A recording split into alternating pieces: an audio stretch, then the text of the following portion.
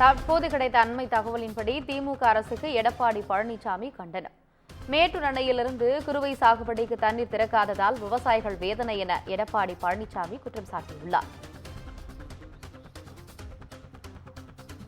திமுக அரசுக்கு எடப்பாடி பழனிசாமி கண்டனம். தமிழ்நாட்டுக்கு கிடைக்க வேண்டிய காவிரி நீரை பெற எந்த நடவடிக்கையும் எடுக்கவில்லை என எடப்பாடி பழனிசாமி குற்றம் சாட்டியுள்ளார். திமுக அரசுக்கு எடப்பாடி பழனிசாமி கண்டனம் தெரிவித்துள்ளார். இதுகுறித்த கூடுதல் தகவல்களை நமது தலைமை செய்தியாளர் சிவா வழங்க கேட்கலாம். வணக்கம் சிவா, உங்களுடைய தகவலை சொல்லுங்க. ஆனந்தி, குறுவை சாகுபடி தொகுப்புக்கு தொடர்ந்து விவசாயிகளை ஏமாற்றக்கூடிய திமுக அரசுக்கு அதிமுகவினுடைய பொதுச் செயலாளர் சட்டமன்ற எதிர்க்கட்சி தலைவர் எடப்பாடி கே பழனிசாமி கண்டனம் தெரிவித்து அறிக்கை ஒன்றினை வெளியிட்டிருக்கிறார்.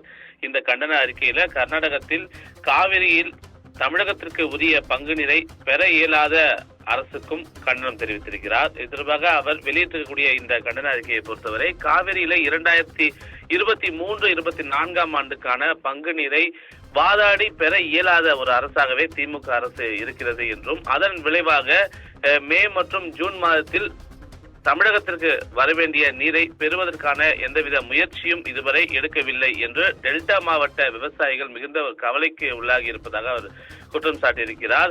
அதிமுக ஆட்சி காலத்தின் போதே குறுவை சாகுபடிக்கு உரிய நேரத்தில் தண்ணீர் திறந்துவிட இயலாத ஒரு சூழல் இருந்தபோது குறுவை சிறப்பு தொகுப்பு என்ற ஒரு சிறப்பு திட்டத்தை அறிமுகப்படுத்தி அந்த திட்டத்தின் மூலமாக விவசாயிகள் எளிய வகையில் பயிர் செய்வதற்கான ஒரு வழிவகையும் அதன் மூலமாக பயிர் காப்பீடு செய்வதற்கான ஒரு வழிவகையும் ஏற்படுத்தப்பட்டது என்றும் அவர் குறிப்பிட்டிருக்கிறார். ஆனால் காலத்திற்கு ஏற்ற தேவைகளை கருத்தில் கொண்டு இந்த திமுக அரசு குறுவை தொகுப்பை திட்டமிட்டு அறிவித்திருக்க வேண்டும் என்றும், ஆனால் கடந்த 14ஆம் தேதி குறிப்பாக நேற்றைய தினம் அன்று திமுக அரசால் அறிவிக்கப்பட்ட குறுவை தொகுப்பில் பெரும் பகுதியான விதை நெல் மானியம் மற்றும் தேசிய வேலைவாய்ப்பு உறுதி திட்டத்தில் வழங்கப்படுவதாக குறிப்பிடப்பட்டிருப்பதாகவும், பாசனத்திற்கு தண்ணீரே இல்லாத ஒரு சூழலில் விவசாயிகள் இந்த விதை நெல்லை வாங்கி எங்கே நாற்று நடுவது என்ற ஒரு கேள்வி தற்போது விவசாயிகள் மத்தியில் எழுந்திருப்பதாக அவர் தன்னுடைய அறிக்கையின் மூலமாக குற்றம் சாட்டியிருக்கிறார்.